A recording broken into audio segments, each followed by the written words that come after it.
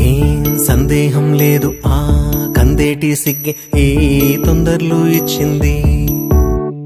ఏం సందేహం లేదు ఆ గంధాల గొంతి ఆనందాలు పెంచింది.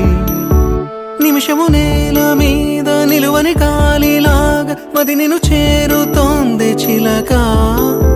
తనకొక తోడులాగా వెనకనే సాగుతోంది హృదయము రాసుకున్న లేఖ.